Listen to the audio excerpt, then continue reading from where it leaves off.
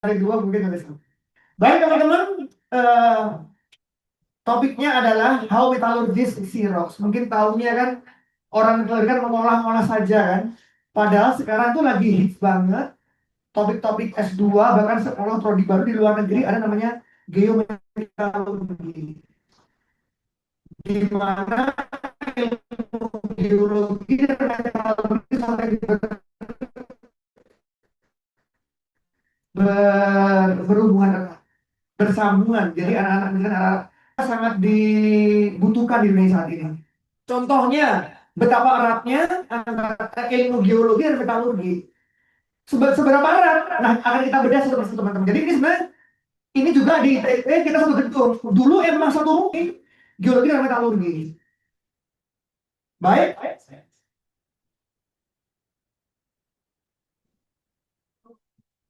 Oke. Kenapa kata sayang sih? Orang-orang tahunya saya adalah Mas Irma influencer. Betul teman-teman, saya di Instagram sangat aktif. Follower saya hampir 1 juta, view-nya sebulan 50 sampai 100 juta. Mungkin teman-teman tahunya saya Pak Irma influencer koordinator ITB. Sekarang saya sedang merangkap juga jadi Kasubdit Humas. Jadi saya kepala humas di ITB, ada direkturnya Bu Nata, saya di deputi humasnya di ITB teman-teman. Jadi saya kalau teman lihat konten saya itu 90% ITB, promosi jurusan apalah, jadi memang kita bagi strategi, kita atur konten di ITB seperti ini, di konten saya seperti ini, lebih lucu-lucu ngomel-ngomel masa itu di IG saya. Tapi masa sambil promosi ini ya, promosi ITB, jadi ini konten-konten saya 90% berbau ITB. Boleh tasmannya disembunyikan mas? Iya, ya itu di ya itu. Timur. Hai. Hai, hai Bukan yang tadi. yang di atas. Hai, Nah, kan kan. High floating making control. iya, iya siap. Teman-teman, ketika teman-teman geologi melihat batu, ini koreksi kalau saya salah, ya, saya coba semalam minta bantuan chat GPT dikit-dikit. Jadi teman-teman kalau lihat batu beku ini contohnya, pasti yang ada di metode sebelah kanan, mau kursi itu biasanya ya.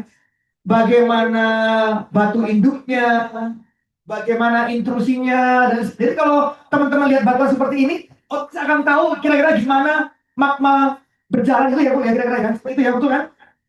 Bagaimana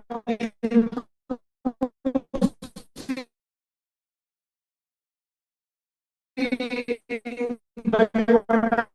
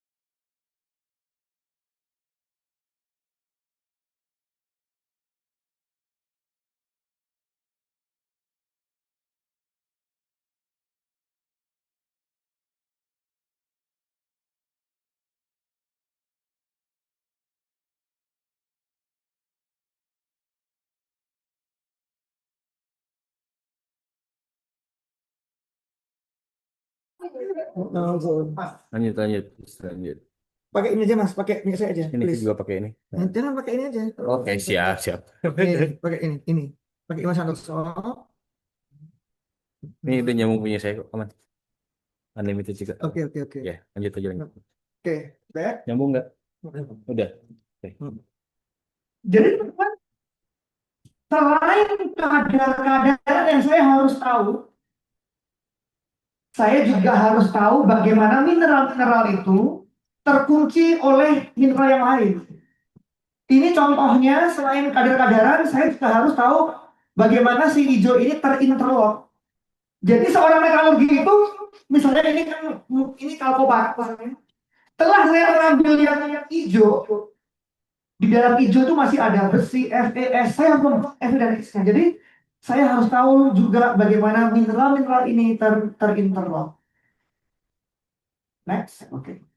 Selain itu teman-teman, bagi seorang metalurgi, saya juga harus tahu kira-kira si batu ini akan jadi apa produknya. Misalkan kalau ada iron ore, tentu ideologi mungkin, oh ini terbentuk sekian tahun yang lalu, gini bentuknya. Tapi bagi saya langsung kebayang sekian ton baja, sekian added value-nya. Jadi kalau hanya saya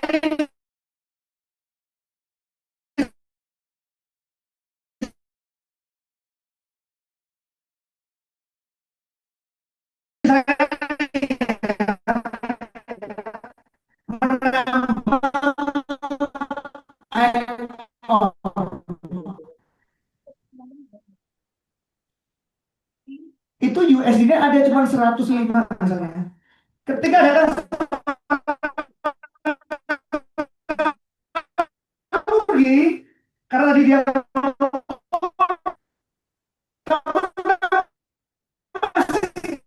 bau, saya seorang pekerja, saya akan ubah jadi aluminium.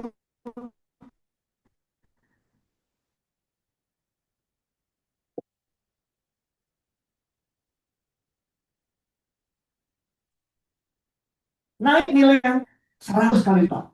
Bahkan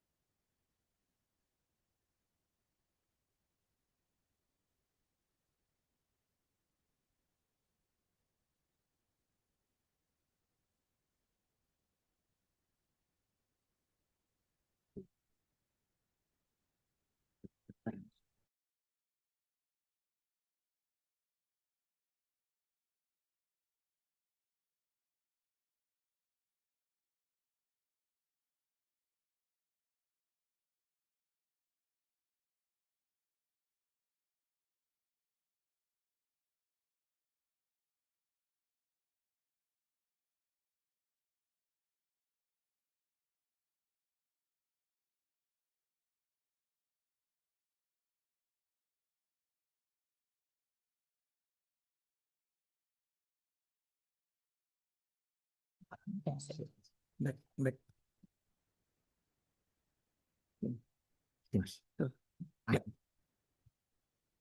Jadi teman-teman, Kalau boleh saya simpulkan,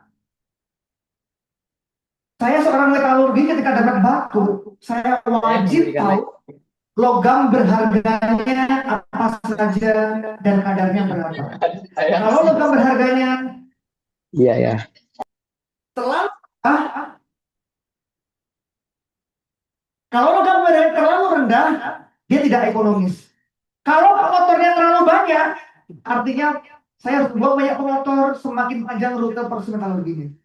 Kemudian saya juga harus tahu mineralogi. Apa aja mineral pengotornya.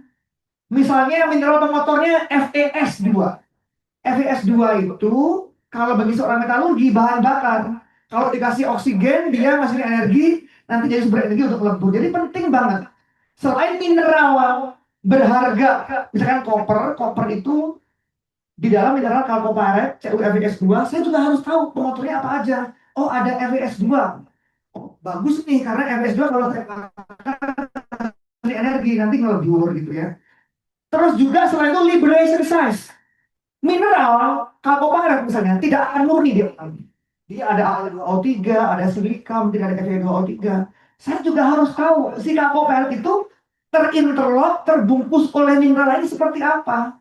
Dan ukurannya seperti apa chalcopyrite itu. Karena saya ingin ngambil mineral yang kayak itu. Ini nanti efek ke pengerusan. Nah, kalau mineralnya sangat kecil, artinya nanti saya harus mengerus batu itu sekecil ukuran mineral itu. Terus dalam kasus misalnya biji timah misalnya, saya nggak hanya lihat mineral timah dalam mineral apa, tapi saya juga bisa melihat misalnya ada monazitnya.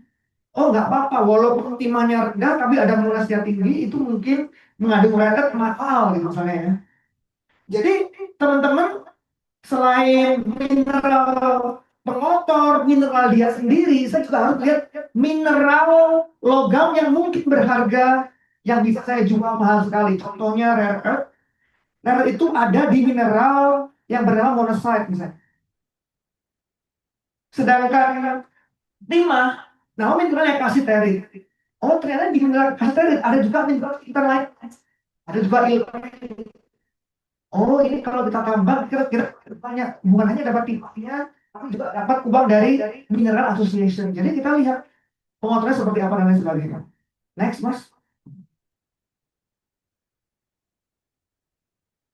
Ini adalah kira-kira nasib batu di tangan anak metalurgi. Jadi awalnya rocks, misalnya ya, dia akan diubah jadi konsentrat, kemudian jadi metal melalui proses yang panjang. Ada eksplorasi mencarinya, ini jadi anak geologi. Anak geologi nyari nih.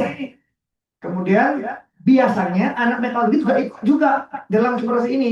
Tanya ke saya, Mas Imam, ini ada mineral ini, kadar kopernya sekian, ekonomis gak? Ekonomis. Langsung anak mining action nambah.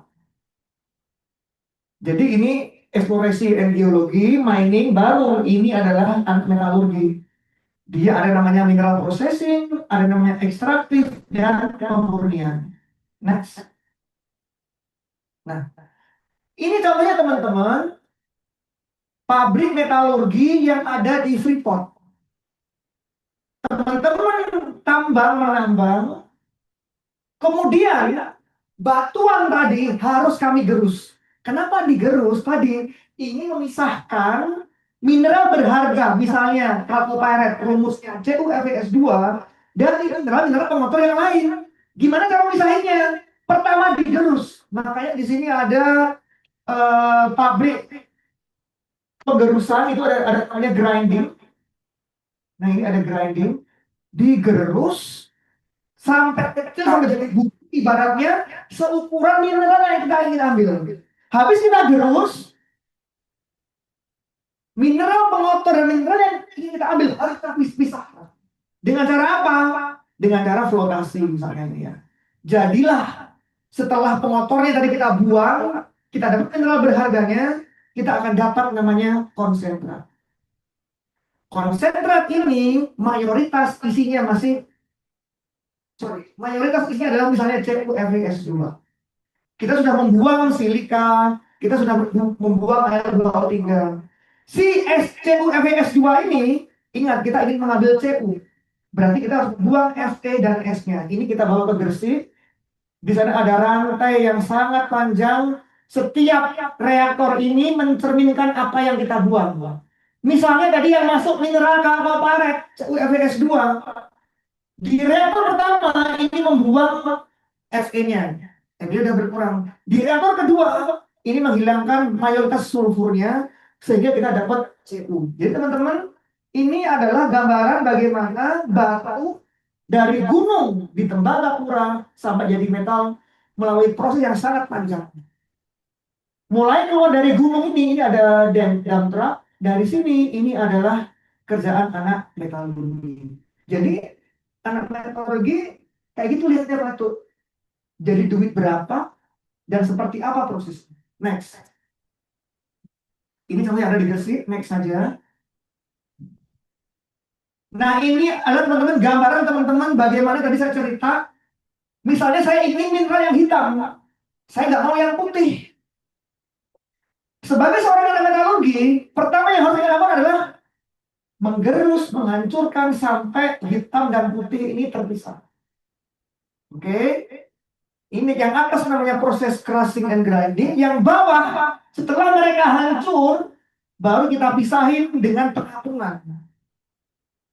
Biasanya yang hitam, misalnya dia akan mengapung, sedangkan yang putih akan ke bawah. Dapat kita yang hitam itu mineral, namanya misalnya kalkobarat, konsentrat dari tembaga, itu yang akan kita ekspor ke luar negeri atau kita lebur di Gresik. Jadi teman-teman, ternyata penting sekali mineralogi, seperti apa isinya mineralnya, pengotornya seperti apa, dan ukuran mineral bagi anak metalurgi sangat penting sekali. Dia menentukan proses berikutnya. Oleh karena itu, ya kita harus kerjasama ketika eksplorasi orang geologi yang tujuannya untuk diolah jadi metal, biasanya anak metalurgi sudah mulai terlibat. Next. Nah, jenis mineral, apakah dia oksid dan sulfida, itu menentukan rute proses, teman-teman. Contohnya kalau kita berbicara mineral tembaga, itu mineral sulfida. Sulfida atau sulfur itu sifatnya bisa terbakar ngeselin panas. Ada juga misalnya besi. Besi itu bukan sulfida mayoritas, tapi oksida. Fe2O3, Fe3O4, magnetite. Yang pertama sulfida, yang kedua oksida. Itu beda banget prosesnya. Next. Ini contohnya teman-teman. Yang sebelah kiri biji sulfida, sebelah kanan mineral oksida, reaktornya beda, reaksinya beda, reagennya juga beda. Jadi bayangin saya nggak tahu mineraloginya apa, oksida atau sulfida, saya nggak akan tahu seperti apa prosesnya. Dan ini beda banget harganya, reagennya beda banget juga. Jadi jenis mineral menentukan teknologi, menentukan panjang teknologi, menentukan biayanya. Nanti untung atau enggak kalau logam ini kita ambil dari mineral itu. Ini adalah contoh teman-teman bagaimana jenis mineral menentukan jenis teknologi. Kalau sulfida, ya udah kita kasih oksigen aja nanti logamnya.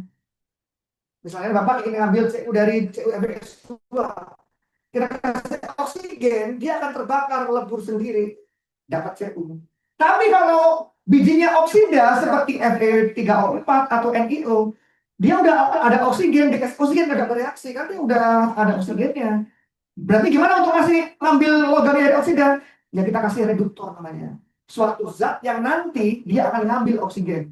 Bisa karbon, bisa hidrogen. Jadi yang ini kita injek oksigen, kita bakar. Kalau ini enggak, malah kita kasih reagen yang oksigennya malah akan keluar. Jadi makanya jenis mineral menentukan teknologi, menentukan reagen. Next.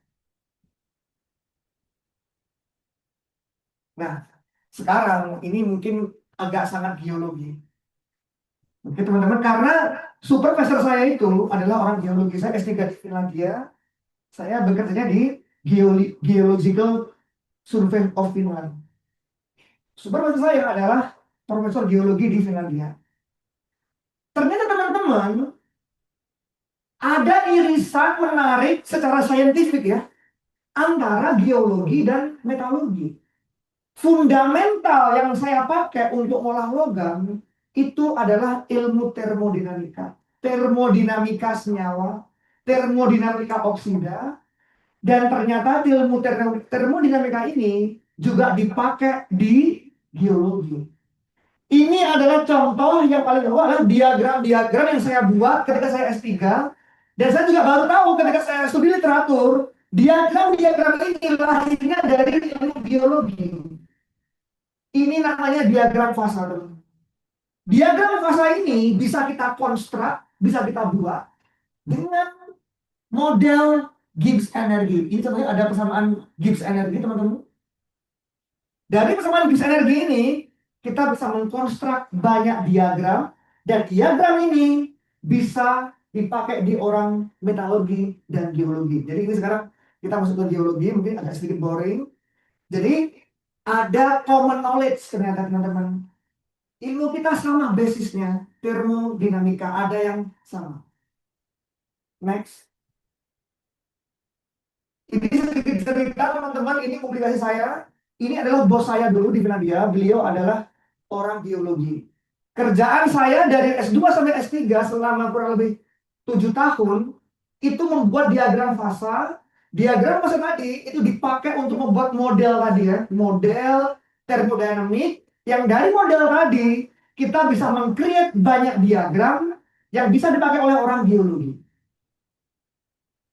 Jadi kalau teman-teman browsing paper saya itu kebanyakan tentang phase equilibria, oksida-oksida, which is itu adalah batuan yang ada di dalam bumi, gitu ya.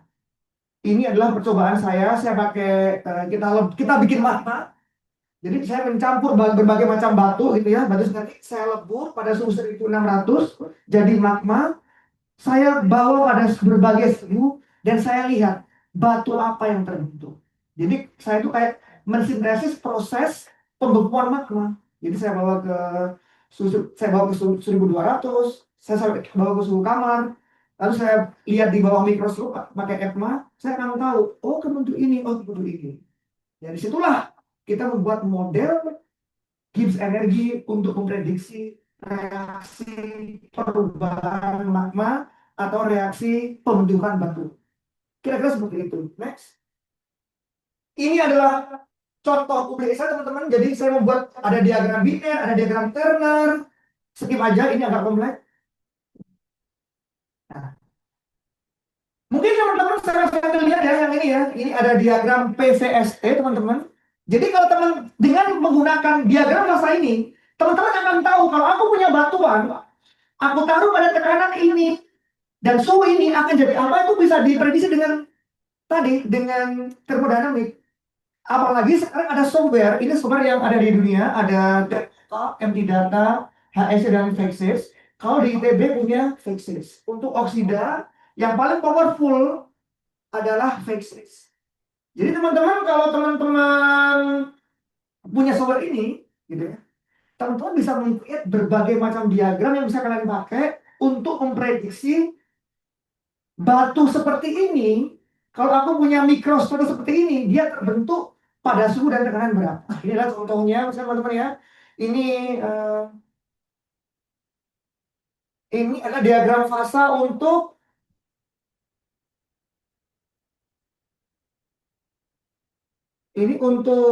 kalsium karbonat seharusnya pada berbagai suhu dan tekanan dia berubah-ubah ya, teman-teman ya.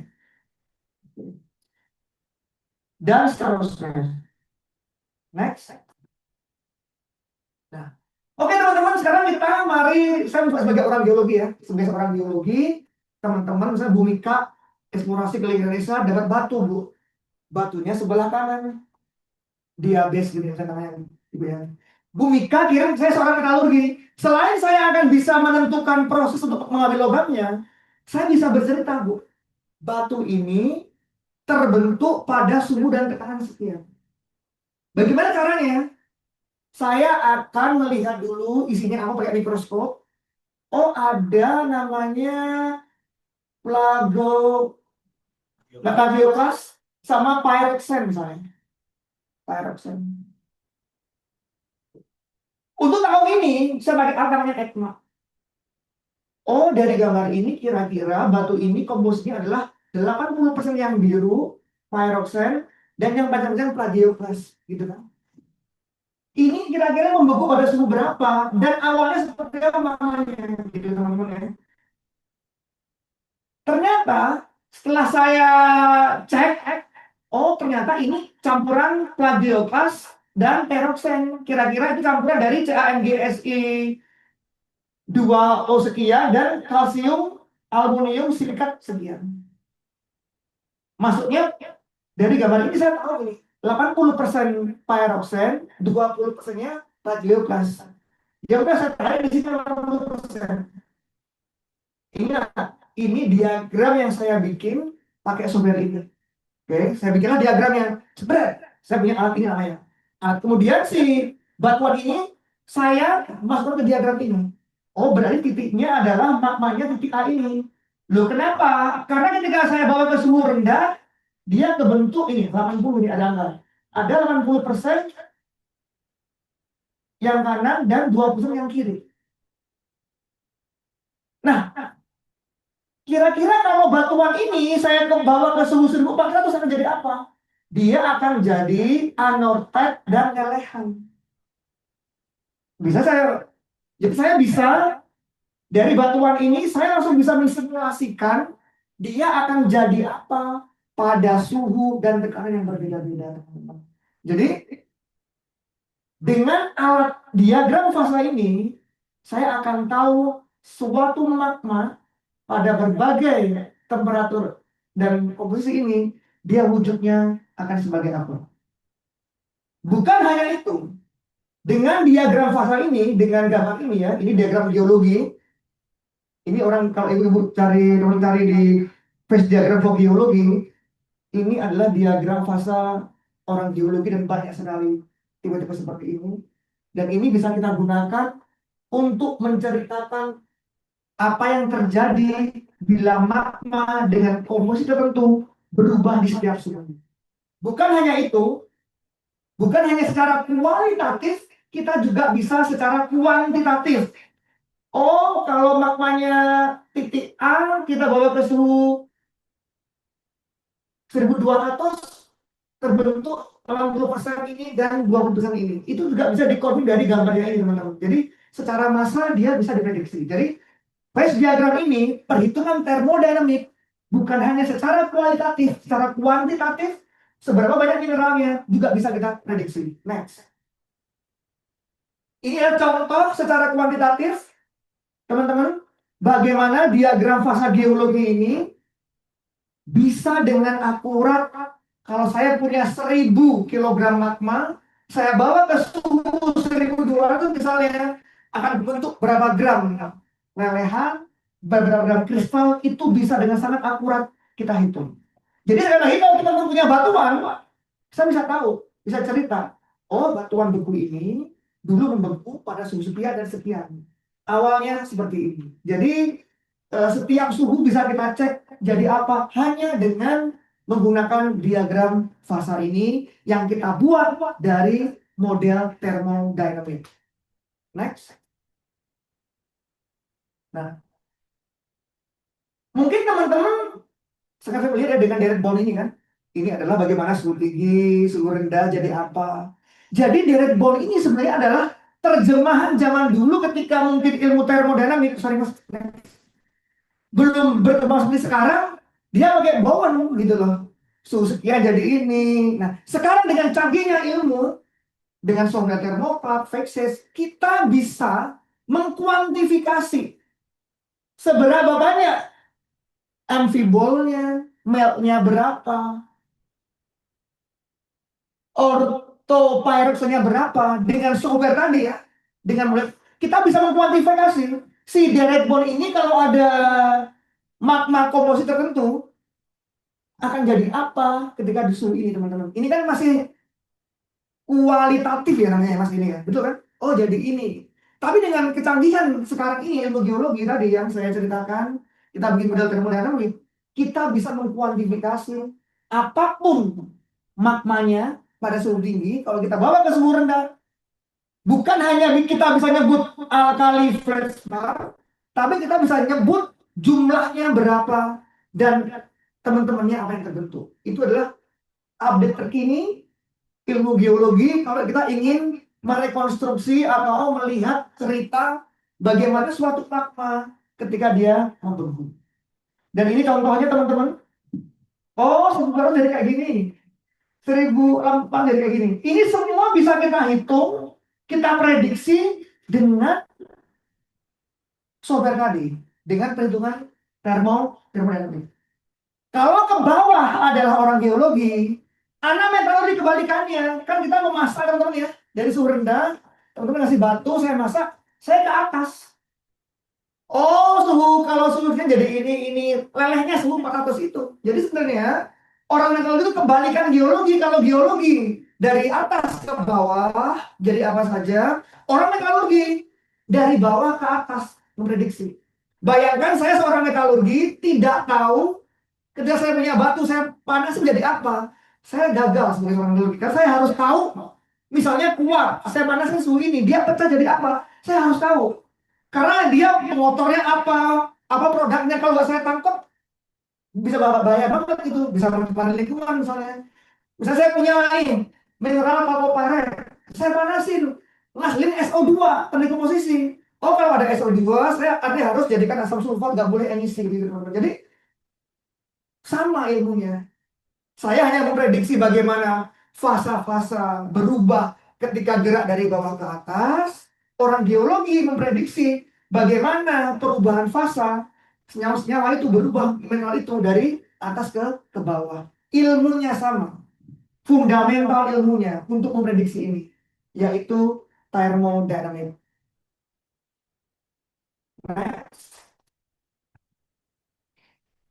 Nah, kalau tadi teman-teman kan dari atas ke bawah, kalau saya dari bawah ke atas, bagi saya kan, bagi seorang metalurgi, saya pinginnya melebur suhu serendah mungkin. Melt itu artinya lelehan. Kalau 80% pyroxene tadi ya, meltnya lelehnya suhunya ini menabrak yang pink itu 1485. Tapi ketika dia suhu komposnya 40, 50-50 lah ya, antara pyroxene tadi itu, meltnya cuma 1278. Ini yang saya cari nih. Karena saya ingin meleburnya rendah banget, gak mau tinggi-tinggi. Biar hemat energi. Apa artinya? Si campuran ini harus saya tambahin lagi dengan ini. Oh, ada namanya fluxing di lagi. Ada bahan imbu, ada reagen. Ini namanya reagen. Reagen yang bisa menggeser dari kanan ke kiri sehingga ada titik pinnya rendah. Gitu teman-teman. Jadi sama, yaitu diagram fasa thermodynamics. Next. Ini juga contohnya, ini saya pakai ketika saya membantu industri. Next. Nah, termodinamik teman-teman juga selain menghasilkan diagram fasa, diagram biner, terner, juga apapun diagramnya ya, dalam geologi bisa kalian hitung juga. Saya ingin memberikan diagram ini karena ini penting banget bercerita stabilitas batu. Ini bisa dalam bentuk oksida, bisa dalam bentuk sulfida. Semakin ke bawah, oksidanya semakin stabil. Contoh yang paling bawah adalah garis CaO. Berarti CaO ini sangat stabil teman-teman. Susah sekali dipecah. CaO susah dipecah jadi Ca dan O karena sangat stabil, sangat negatif. Sedangkan yang paling atas paling nggak stabil. Apa yang paling atas sebelahnya? Ada Cu2O, ada Fe2O3. Dan itulah alasan orang zaman dulu sudah ada zaman besi, zaman tembaga. Karena memang tembaga oksida dan besi oksida itu tak begitu stabil dibandingkan dengan CaO dan MgO. Jadi kalau saya ditanya oksida mana yang susah untuk terdekomposisi, ya ini alat ini yang telah. Bahkan kalau kita berbicara emas tuh di atas teman positif. Dia otomatis jadi logam ibaratnya karena dia untuk jadi oksida nggak stabil. Jadi emas tuh bahkan sangat atas. Platinum ini atas banget. Dia nggak stabil sebagai oksida. Oleh karena itu di alam dia dalam bentuk nggak oksida, karena sebagai oksida nggak stabil. Tapi oksida yang paling stabil yang paling bawah. Dan ini juga alasan kenapa kan di zaman Fir'aun sudah ada emas, sudah ada tembaga, ada besi, karena memang oksidanya di atas gas. Dan apa yang paling bawah teman-teman? Di bawah CaO, kalau saya zoom, itu ada namanya reaktor oksigen. Sangat negatif, sangat stabil. Dan inilah alasan kenapa rare earth susah diekstrak. Kan kalau zaman Fir'aun udah berhasil dapetin tembaga emas. Rare earth, akhir-akhir ini, karena memang sangat stabil, paling bawah, susah dipecah oksidanya, bukan hanya stabil, ini berdempet banget, sifatnya sama. Makanya karena sifatnya sama, di alam pun sama juga. Makanya ada di monosfer. Kalau ada monosfer berarti ini ngumpul jadi satu. Karena itu sebenarnya satu orang. Nah, itu satu orang. Isinya ada DY, ER, lantas GD dan lain sebagainya. Itu satu orang. Sangat tipis bedanya antara satu orang lainnya. Dan sangat stabil. Dan ini dihitung tadi pakai termodinamik. Dan diagram ini dan sejenisnya bisa di-create untuk aplikasi geologi, untuk memprediksi apakah reaksi transformasi batuan ini jadi ini possible nggak possible, itu bisa kita hitung dan kita prediksi. Jadi kalau ada proses geologi, ini kemungkinan batu ini ketemu ini kena panas jadi ini. Mungkinkah? Oh, kata diagram ini termodinamik nggak mungkin, udah pasti nggak mungkin. Jadi ini hukum alam. Jadi banyak sekali aplikasi-aplikasi termodinamik. Tadi selain untuk menceritakan batu apa bentuk apa, juga untuk memprediksi reaksi-reaksi geologi, kemungkinan apa yang terbentuk. Karena itu orang tahu kan tadi, apa jadi apa, suhu berapa berubahnya. Kalau saya tidak tahu itu, saya tidak bisa mengambil logam dan mengambil mineral. Ini contoh teman-teman software, kalau ada yang tertarik anak geologi boleh pakai. Ini free. Kalau pakai license kelihatan harganya. Tadi ya, ini milik Termopak, Bu. Misal Bu Mika punya magma nih. Oh, magmanya di sini nih. Ini magma dengan komposisi tertentu ya, yang udah saya set ini. Ada magma komposisi bulknya yang atas. Magma komposisi bulknya di atas. Kalau saya bawa dari suhu 2000 ke suhu 1000, contohnya ya, ini adalah salah satu contoh diagram yang bisa di-create. Suhu 1700 masih molten, masih abu-abu kan itu Kak, masih abu-abu. Suhu 1600 masih abu-abu. Suhu 1300, lihat ini, oh ada hijau, biru, merah, kuning. Berapa persen jumlahnya? Ada ini. Oh saya bawa suhu 1000, udah beku semua. Yang abu-abu kan magma teman-teman ya.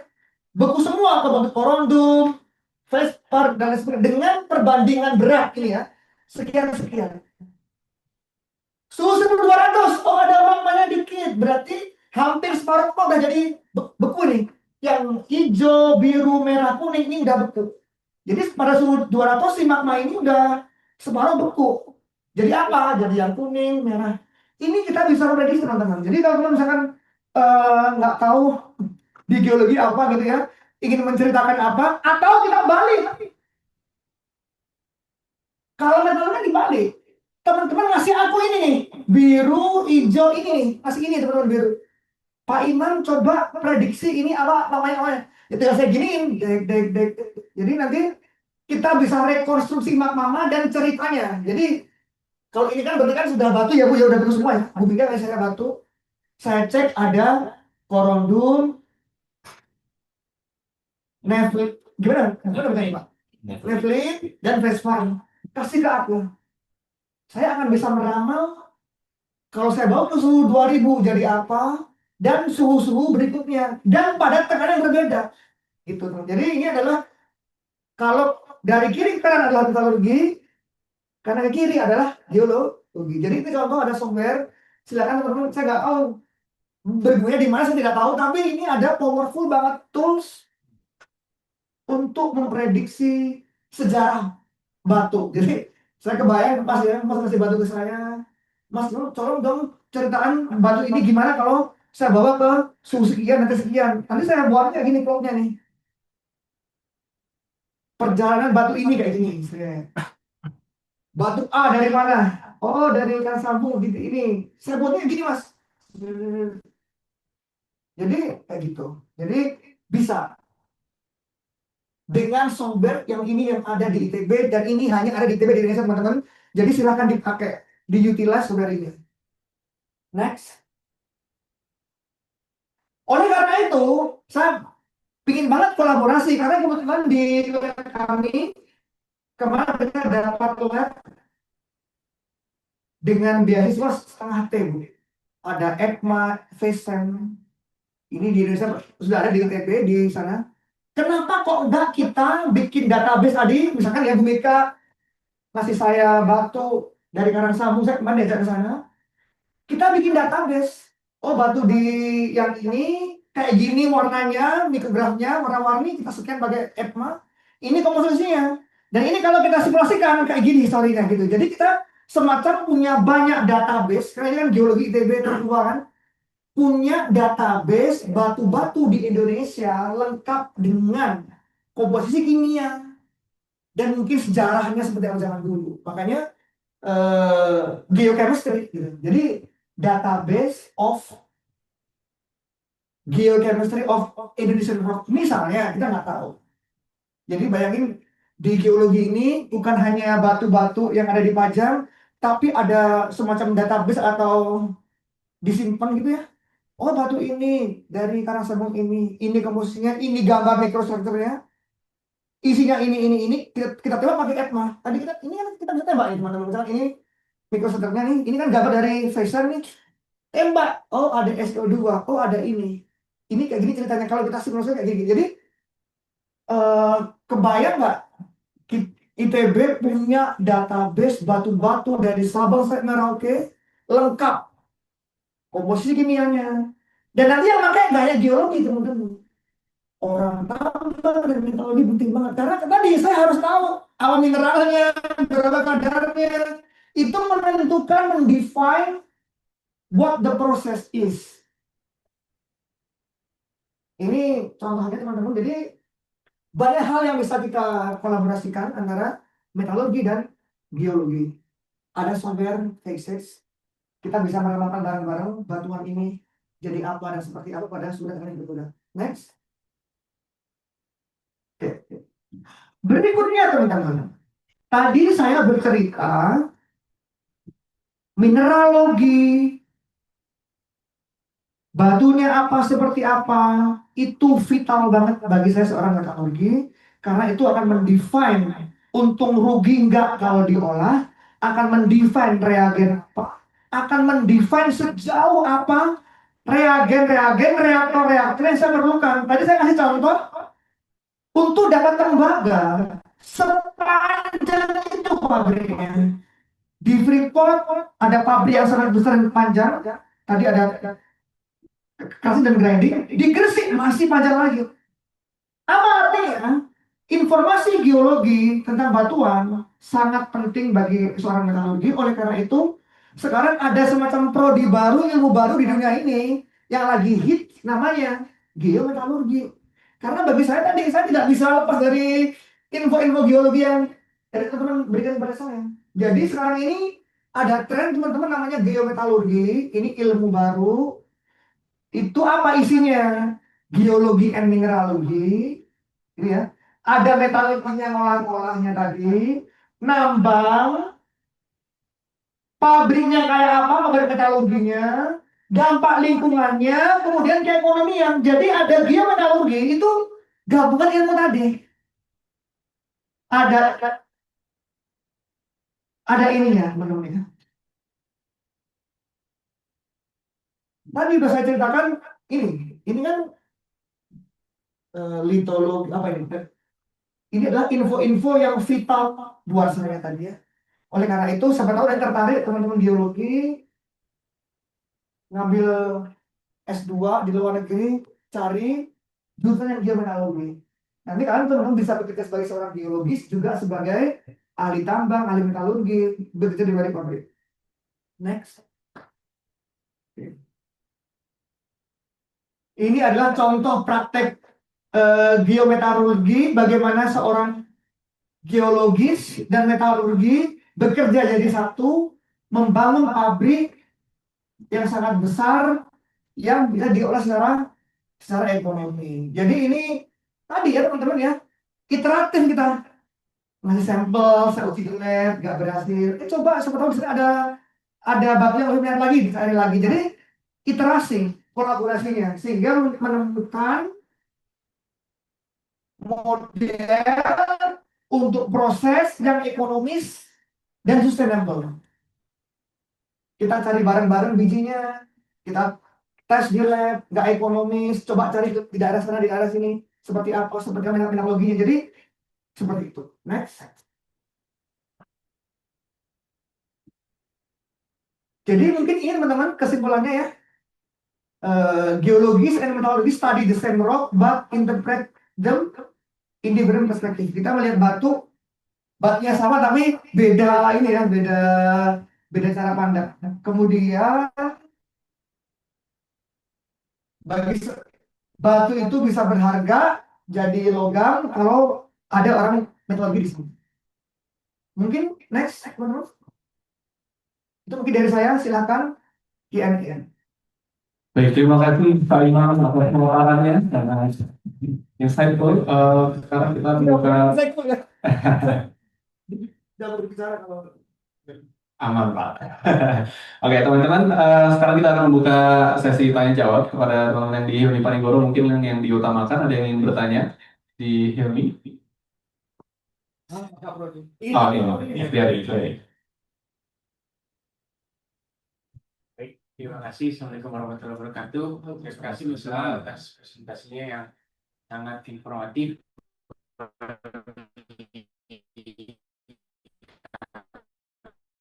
Kami menambah wawasan baru terkait metalurgi magister.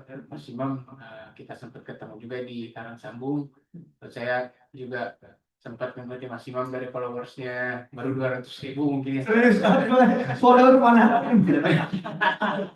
Ya, Mas. Yang mau saya tanyakan terkait diagram itu kan Mas Imam selaku akademisi di bidang teknologi membuat Banyak pasar itu kan ya.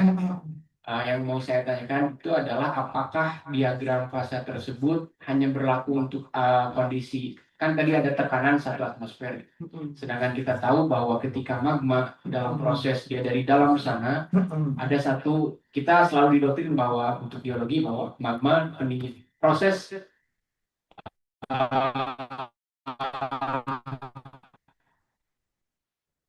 kristallisasi dari mineral. Kita tahu bahwa di dalam sana selain kan mempengaruhi tekstur, Betul. lalu tekanan juga. Ketika tekanan semakin tinggi, kita mempunyai mungkin titik titiknya, titik lelehnya akan semakin lebih besar daripada misal let's say 1 atmosfer. Jadi apakah diagram ini itu sebenarnya lebih ke statik? Oh, ini sudah kita asumsikan 1 atmosfer, atau misalnya ketika tekanannya dia berubah, apakah diagram pasang juga akan ikut berubah? Itu sih Mas. Tepuk tangan. Bagus sekali. Untuk percobaan saya, tadi kan saya bikin magma dibekuin jadi apa kan? Itu tekanannya 1 atmosfer. Tapi kita bisa membuat model yang nanti kita bisa adjust untuk tekanan yang berbeda karena hukum termodinamika itu ada rumusnya. Kalau P-nya 1 atmosfer, kalau P 10 jadi apa itu ada, Mas. Jadi diagram fasa sudah pasti berubah dan bisa kita rekonstruk untuk tekanan yang berbeda. Kejawab. Yang kedua, ini diagram ini gimana Mas? Ini kan pasti kalau beku kan ada yang pelan, ada yang cepat gitu kan ya? Bagus sekali pertanyaannya. Oke, mari kita lihat ke diagram fasanya ini. Ini contohnya teman-teman. Diagram fasa ini dibuat berdasarkan prinsip pada kondisi yang sangat stabil ketika reaksi perubahannya sudah berhenti. Maksudnya apa? Kalau saya punya magma A, saya bawa ke suhu 1450 di sini. Oh, daerah ini adalah daerah melt and anode type. Oke kan? Artinya apa? Dia akan jadi melt and anode type kalau reaksinya sudah sempurna. Kapan sempurnanya? Bisa jadi 1000 tahun atau mungkin sekian jam. Termodinamik tidak bercerita seberapa cepat untuk sampai titik baru ini, Mas. Jadi ini hanya bercerita, oh papanya saya bawa ke 1450 akan terbentuk A, T, dan melt. Kan untuk terbentuk itu perlu waktu, ada cerita reaksi. Ini artinya ketika reaksi sudah berhenti, ketika tercapai equilibrium. Misalnya, A ini awalnya makan ya kan, tiba-tiba saya kuencing, saya cemplungin ke air. Kagak ada waktu, dia malah langsung jadi beku, dia langsung jadi glacier dia. Dia tidak akan muncul kristal, karena tidak ada waktu untuk, kan idealnya kalau ini magma mas, saya bawa ke suhu rendah banget, berarti kan ini kan, di bawah ini kan sama ini kan, akan terbentuk dioksid dan anokat itu kan, ini bentuk ini kan, itu nggak sih? Kalau yang atas warnanya merah, yaitu mel, yang paling bawah kan dioksid dan anokat itu kan. Idealnya untuk diagram ini. Tapi enggak, si mel ini saya kencing langsung suhu rendah. Dia langsung beku. Nggak ada waktu untuk si dua kristal ini untuk keluar muncul karena saking cepatnya. Yang ada terbentuk gelas, terbentuk kaca ini, kaca dinding ini. Ini kan gelas. Itu adalah terbentuk dari magma yang dinginnya begitu cepat langsung beku. Gelas ini adalah lelehan yang membeku. Tidak ada kristalnya, namanya amorfos ya Bu ya, ini ya. Amor. Tapi kalau kaca ini saya diamkan mungkin sejuta tahun, kan kaca ini kan tidak kondisi idealnya ya, karena si magma ini pada suhu rendah idealnya dua kristal ini. Ya dia akan menuju ke sana. Tapi karena suhu rendah sangat lambat, mungkin perlu waktu sejuta tahun, kita nggak tahu. Oh ya Mas ya. Jadi kondisinya kondisi ideal ketika reaksinya berhenti. Tapi buat misalnya, yuk kita simulasi. Sekarang kita simulasi ya. Mohon koreksi kalau saya salah. Misalkan diagram fase ini valid untuk tekanan di dalam bumi, proses geologi, oke? Ketika pada suhu ini, kan mendingin masih ada dalam batu ya, akan kita bentuk ini dulu. Kebentuk anorak dan melt pada suhu 1450. Tapi misalnya nih, ketika 1450, tiba-tiba dia keluar karena satu hal, jebret ke muka bumi. Semangat ya. Maka si anortat ya akan jadi anortat, si meltnya akan jadi gelas.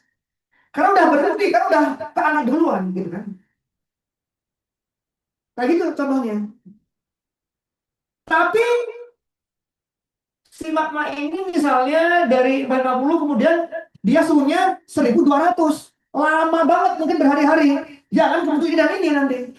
Ketika dia terangkat muka bumi bikin, ya kebentuk ini, gitu. Tapi ketika dia 1450 kebentuk anorak dan melt kemudian terangkat ke muka bumi kayak dikupancing didinginkan, dia kebentuk amorfos. Dari mana amorfos? Dari meltnya tadi jadi amorfos dan si ini. Makanya dilihat di mikroskop, oh ada amorfos. Ini contoh dugaan saya tadi misalnya. Coba teman-teman lihat bentuk ini, kira-kira mana yang bentuk duluan, Pak? Biru atau yang jarum-jarum? Kenapa kok bisa tahu? Karena dia mempunyai cukup waktu untuk membuat kristal. Nggak, kalau dari gambar ini, aku bukan orang geologi. Ini kan kayak jarum-jarum kayu gelondongan mengambang di lelehan, iya atau enggak? Sepakat nggak teman-teman? Betul ya? Itu kayak kayu gelondongan mengambang dalam cairan, iya atau enggak? Betul kan? Jadi awalnya ini seolah-olah tuh ada padatan kristal, udah pasti di kristal dong, jarum kan, balok kan kristal kan. Ini kan seolah-olah kan ada padatan mengapung dalam lelehan. Karena ini teman-teman, ini cairan teman-teman. Ini biru ini cairan karena sifat cairan adalah menempati ruangan. Ini kan dia menempati semua pojok ya, mengisi ruang-ruang ini, betul atau enggak? Berarti mana yang padat, mana yang cair yang duluan? Mana yang padat dulu? Yang abu-abu. Berarti abu-abu dulu kebentuknya. Jadi pada suhu ini, pada suhu tertentu itu, si abu-abu udah mengkristal duluan, tapi yang biru belum. Oke?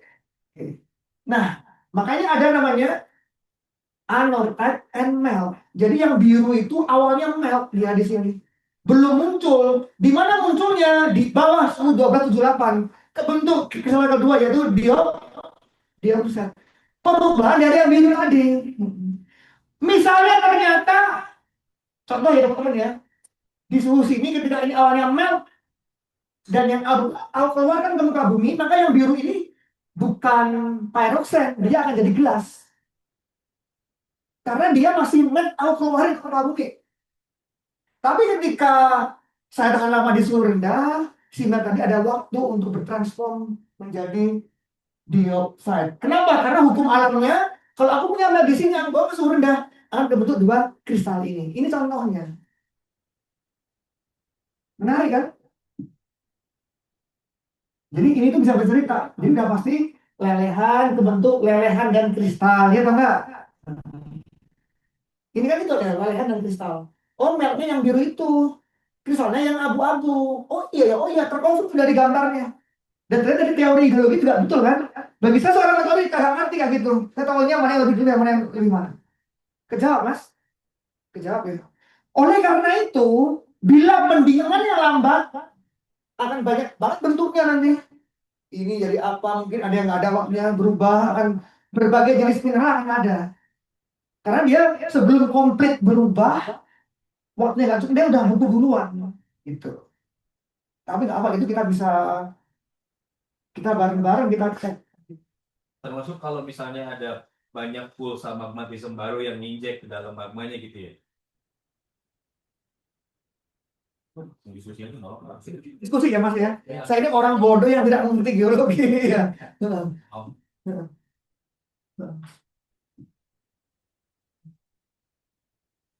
Tadi Mas Imam memberikan jawaban tentang variasi kondisi pendinginan. Ada yang berkala, ada yang langsung tiba-tiba. Gitu. Kalau misalnya kita punya beberapa pulsa magmatisme, Pulsa mas. ya, beberapa pulsa magmatisme yang menginjeksi di tempat yang sama, artinya kan pada saat dia membeku, pada saat yang berikutnya dia tambah lagi temperaturnya oleh injeksi magma yang baru. Misalnya. Oh iya, itu bisa disimulasikan. Itu bisa dilihat ya. Iya, berarti kita tinggal reagennya apa. Itu sebenarnya kan, itu kan kayak reagen baru kan. Awalnya ini kita tambah ini, jadi apa itu bisa mas. Soalnya di geologi itu selain kristal-kristal yang muncul seperti yang digambar yang bagus punya itu, kadang ada fragmen batuan lain yang ada dalam batuan itu. Jadi kalau kita lihat batuan yang ini kemudian punya diagram fasa sendiri, maka batuan yang besarnya seperti apa diagram fasanya, kita ceritanya bisa Iya, kita gabung aja, kita validasi nanti. Apakah ini dari awalnya satu magma atau dua magma bisa dicek. sih. Kebayang ya mas ya. Jadi bentuknya dulu aja. Oh ini menonjol gini, ini kayak ada serangan gitu kan. Ini berarti intruder ini. Ini kayak magma baru yang tiba-tiba masuk ke dalam sesuatu yang sedang terjadi. Bisa kita simulasikan kayak gitu. Menarik gak mas? Makanya saya itu, ini diagram Moser ini yang saya buat, itu dipakai sangat banyak, hampir setiap hari di teknologi mas. Karena diganti ini jadi apa gitu kan. Padahal ini ilmu geologi.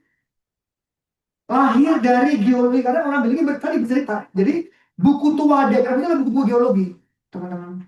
Tadi bos saya orang metallurgi, saya itu orang geologi, malahan dia yang jago ini, malah saya berguru ke orang geologi untuk bikin ini, gini. Tapi saya gunainnya untuk metallurgi, batu bara kan oksida juga kan, batu abunya. Jadi saya pakai ilmu ini untuk di dunia yang lain. Oke, kita buka pertanyaan selanjutnya dari Zoom ada ya? Sebentar. Dari Zoom ada yang ingin bertanya, bisa raise hand atau bisa kirimkan di kolom chat. Kalau tidak mungkin kita akan. Banyak banget, 150 orang. Belum ada ya, sebenarnya tadi Mbak Esti mau tanya. Ini ngantuk kayaknya di Zoom, nggak ngerti. Saya nggak bisa ngajar. Ini kan soalnya geologi, jadi kayak agak ngantuk gitu. Mas gimana mencoba merelatekan dengan geologi itu emang agak berat buat saya. Terima kasih Pak Imam, saya Astin. Oh ya, sebelumnya tadi ada pesan dari Mas Mirzan, salam katanya, mohon maaf hanya bisa via Zoom. Gitu. Ya, Pak Mirzan adalah yang memperkenalkan Pak Imam untuk gabung di Smart ini ya Pak. Terima kasih. Karena memang ada beberapa student juga di teknik geologi yang mulai belajar geometalurgi gitu. Jadi ini mungkin seminar yang memang penting dan diperlukan untuk mahasiswa persiapan tugas akhir gitu ya terutama. Dan emang kan semenjak rare earth element itu menjadi satu topik strategis nasional mungkin ya, atau apakah sudah selevel itu, tapi semenjak ada seminar-seminar besar tentang REE, jadinya anak-anak geologi juga udah mulai belajar geometalurgi terutama untuk REE gitu. Jadi memang ya geologi ini butuh banyak referensi lah, butuh belajar bareng mungkin dari dosen-dosen. Saya juga, ya. kalau tidak perlu, kan tadi mineralogi dan sebagainya. Ya, oke. Oke, terkait tadi konsep metalurgi gitu ya, dan geologi irisannya, saya sekarang jadi terbayang gitu. Jadi kalau di geologi kita tuh biasanya oke lihat batuan seperti itu, lalu kita menentukan itu terbentuk di temperatur berapa. Nah dari temperatur itu nanti kita bercerita nih kira-kira dulu terbentuknya seperti apa gitu. Jadi memang ada irisannya gitu ya dan sangat dekat gitu irisannya dengan metalurgi itu. Tadi saya jadi paham juga dengan analogi di derajat reaksi bawaan tadi itu. Jadi metalurgi itu berusaha untuk membayangkan skenario ke atas gitu Iya, ya. atasnya kan Memanaskan ya, sedangkan geologis itu kita ya dari melt itu turun saat proses pendinginan lah yang kita cari tahu historinya gitu. Itu menarik juga. Tapi di geologi juga ada beberapa peneliti gitu ya yang meneliti bagaimana jika dari gelas itu dipanaskan lagi terus di otak-atik temperaturnya nanti kira-kira terbentuknya seperti apa. gampang banget sih, ulang Iya, tahu saya. ya, jadi kalau di geologi itu sangat challenge, apalagi untuk geologi yang di Indonesia kita fokus ke eksplorasi mungkin ya. Jadi apa ya topik-topik apa ya topik-topik organik gitu kali ya mungkin ini kan sangat sangat detail itu jadinya cukup challenging. Nah jadi mungkin terbayang saya harus tanya ke siapa nih kalau memang Ke saya, Bu. tentang diagram bahasa ya. Soalnya saya kaca ini, Bu ya. Mas Imam meramalkan kaca ini jadi apa pada berbagai surat, gelas sama susah. Gampang sekali. Saya bawa ke lab saya kira pakai ECMA. Iya. Oh, kaca ini isinya adalah MgO, CaO dan sekian. Ya udah, habis itu saya langsung tinggal ngitung aja. Kaca itu ini dia udah bisa gampang banget, Bu. Tapi saya nih, Mas nggak mau kaca, tapi kaca ada kristalnya, bisa juga. Saya asumsikan itu adalah campuran satunya awalnya tinggal itu.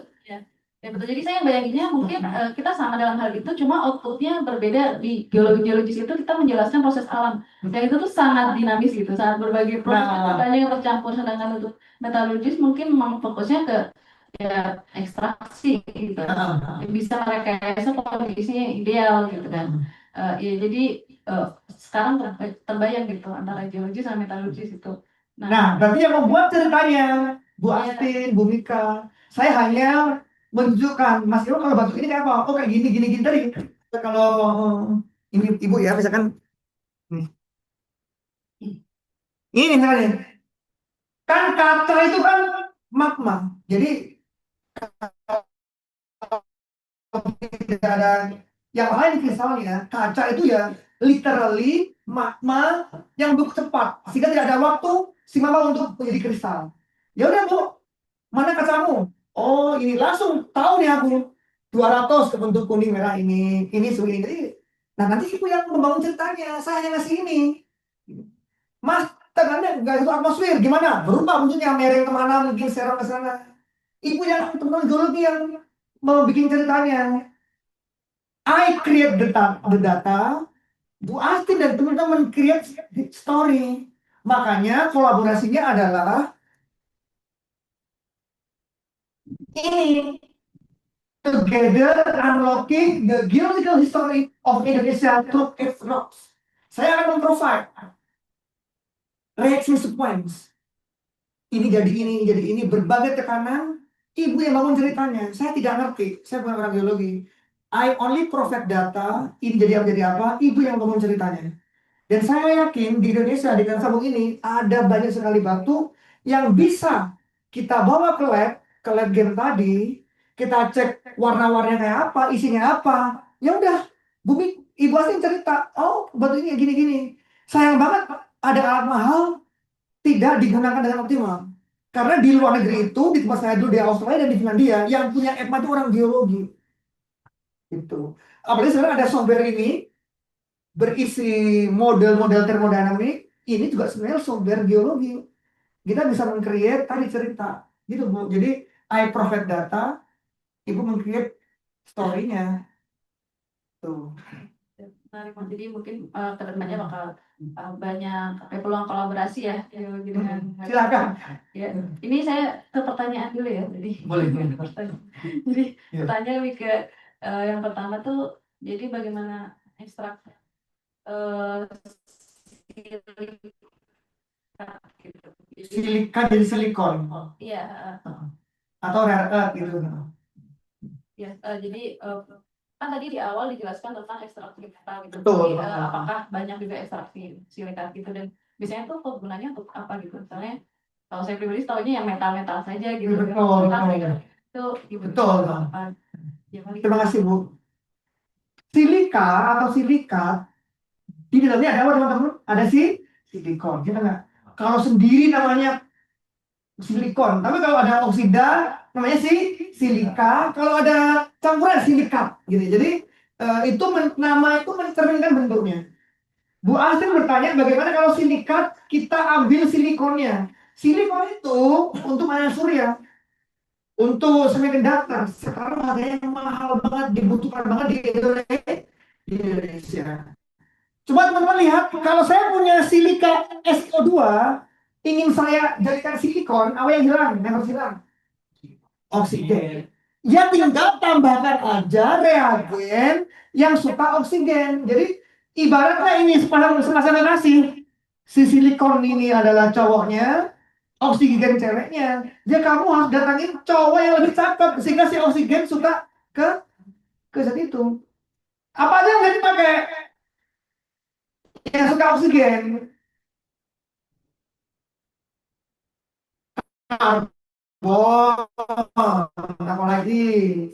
Dan logam-logam, makanya ini pentingnya diagram ini. Jadi teman-teman bisa menambahkan titanium, teman-teman bisa menambahkan aluminium, teman-teman bisa menambahkan magnesium, sehingga nanti oksigen ketika SiO2 ketika ditemukan dengan misalnya aluminium, oksigen akan pindah ke aluminium jadi Al2O3. Kenapa? Karena Al di bawahnya SiO2. Jadi itu, sesimpel itu. Jadi diagram ini juga bisa bercerita oksigen akan kabur kemana ketika bertemu logam. SiO2 ditemukan dengan Ti, oksigen akan pindah ke Ti, jadi TO2. Kenapa? Karena TO2 di bawahnya Si, dan seterusnya. Tapi tidak ke atasnya. Jangan sekali-kali menambahkan SiO2 dengan seng. Oksigen tidak akan pindah ke seng, karena seng di atasnya SiO2. Jadi ini adalah diagram ini. Selain menceritakan kestabilan oksida, juga bisa menceritakan reagen apa yang bisa digunakan untuk memecah batu, gitu ibaratnya, untuk memecah dan lain sebagainya. Jadi ini adalah diagram kitabnya anak metalurgi. Kalau ingin merubah apa jadi apa, tambahin apa, ya pakai ini, seperti itu Bu. Terima kasih Bu Asma.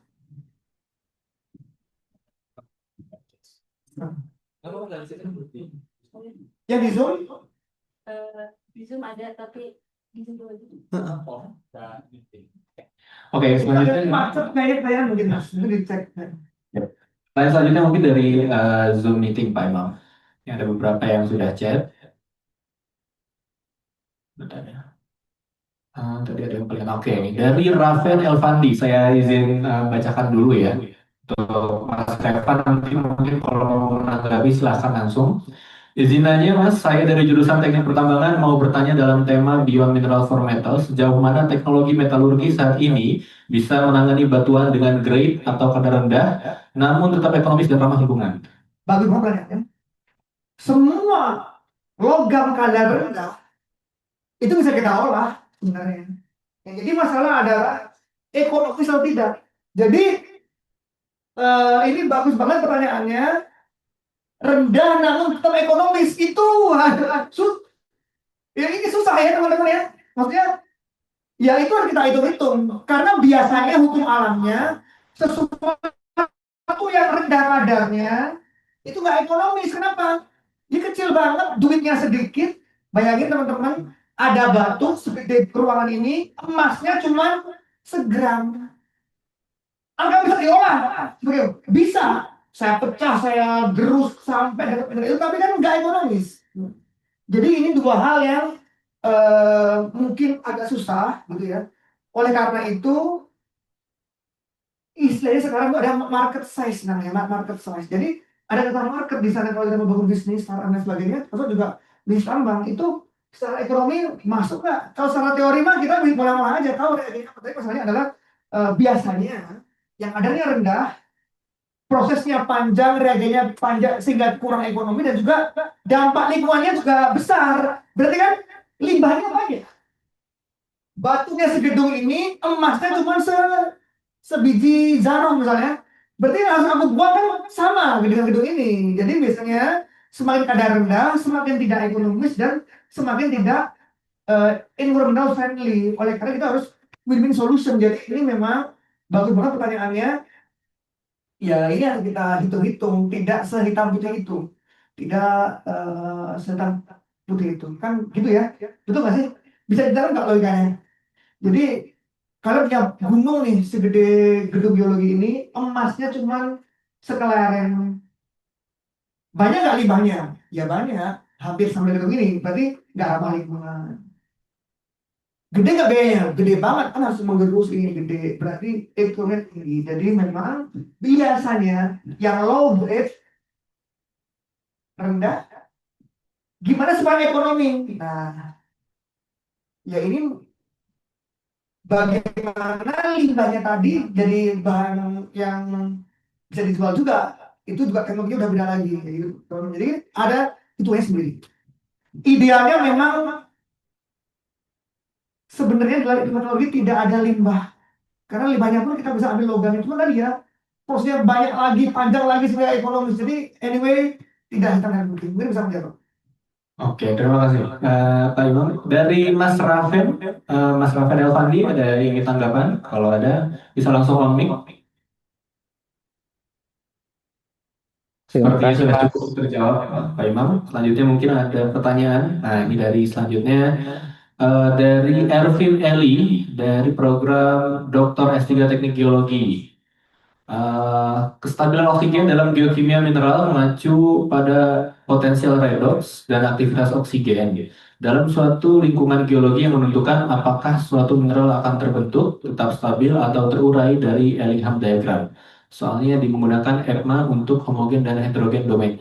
Oke, tapi ini belum terlalu Apa pertanyaannya? bertanya ya. Ya, apa pertanyaannya? Untuk Kan makanya kelihatan redox, bugis oksigen itu termodinamik, bisa dihitung juga pakai sumber tadi sebenarnya anyway.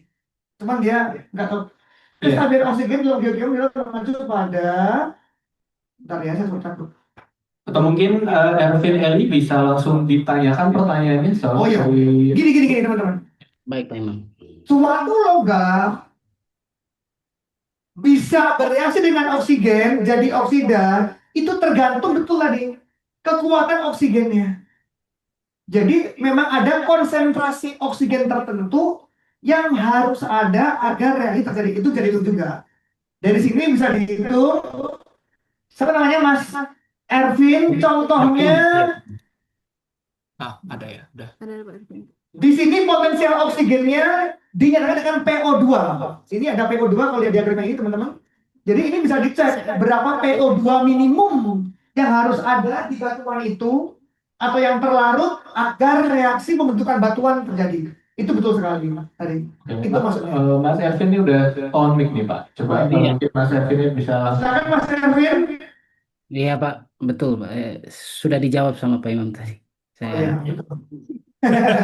Iya. Iya. Memang untuk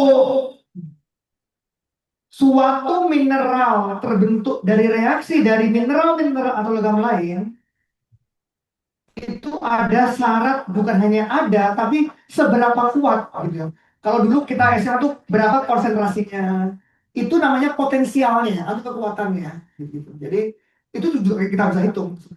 Oke. Oke, baik. Terima kasih. Kita lanjutkan ke pertanyaan selanjutnya. Ada yang ingin bertanya lagi yang di Zoom meeting? Oke. Kalau ada yang ingin bertanya, silakan langsung on mic saja. Di chat, Kalau chat tadi, oh di atasnya yang lewat ya. Ini tuh ada. Nah ini Zanira ya. Izin bertanya Mas, saya masih awam mengenai hal ini karena di luar bidang saya yaitu FSRD. Waduh. Gak apa-apa. Oke, nggak apa-apa bagus nih. Kita mau cari lintas ilmu ya menurut saya. Nah, apa yang akan terjadi jika geometalurgi tidak diterapkan dengan baik dalam pengolahan mineral? Akan bangkrut. Bayangin saya ngolah-ngolah aja tanpa mengetahui geochemistry, tanpa mengetahui emasnya berapa, pemotornya apa. Saya cuma bilang ya udah saya olah.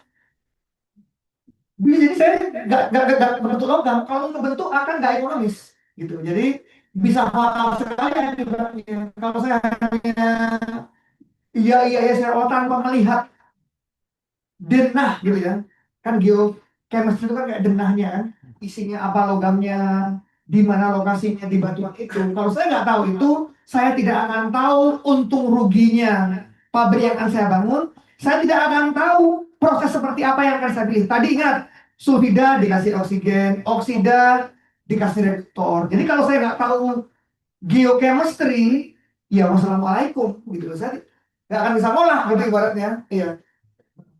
Kebayang ya, teman-teman? Saya nggak tahu emasnya berapa, ukurannya kayak apa. Saya nggak akan tahu. Saya menggerus-gerus kecil apa, karena tadi kan ada hitam dan putih. Untuk dapat hitamnya saya harus ini ya, mengopek lah ibaratnya yang meliputi dia tuh harus saya buang, itu harus saya gerus. Kalau saya nggak tahu derajat liberasi istilahnya atau ukuran mineralnya, sesimpel saya tidak tahu ukuran mineralnya, saya tidak akan tahu sebagaimana prosesnya. Jadi itu bisa disaster. Dan itulah kenapa, oleh karena itu, walaupun zaman dulu belum ada geometalurgi, saya sudah kuliah di geologi. Dulu saya diajar Pak Khalid Idam, diajar siapa lagi saya dulu ya, geologi fisik. Jadi saya belajar di sini percobaan waktu itu dok yang pindah-pindah kayu itu. Asistennya namanya Sayentika Dejong, Sayentika Dejong gitu. Dulu galak banget. Ya masih awal iya. Zaman dulu, emang di sini mas? Oh iya. Dulu beliau itu, oh iya dulu, walaupun nggak ada ilmu geometri zaman dulu, kami sudah harus tahu ilmu geologi, mineralogi, gitu-gitu, kristin. Harus tahu karena kalau orang metalurgi nggak ngerti ilmu-ilmu geologi yang tadi seperti itu, kita tidak akan bisa mendefine prosesnya seperti apa. Kejawab ya. Oke, cukup menjawab. Oke, dari Mbak Zanira ada yang ingin ditanggapi? Oke, sepertinya sudah cukup menjawab, Pak. Oke. Gimana Mbak Zanira?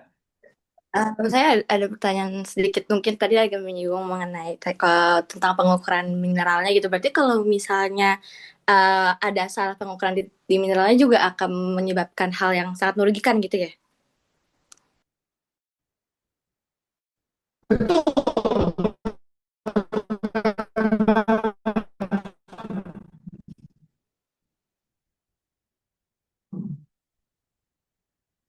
Oke, baik. Berarti sudah cukup terjawab ya, Mbak Zanira ya? Iya, sudah. Terima kasih. Sip, sama-sama. Selanjutnya masih terbuka sesi mas kita masih ada waktu. Oke, dari yang belakang Mas Iqbal.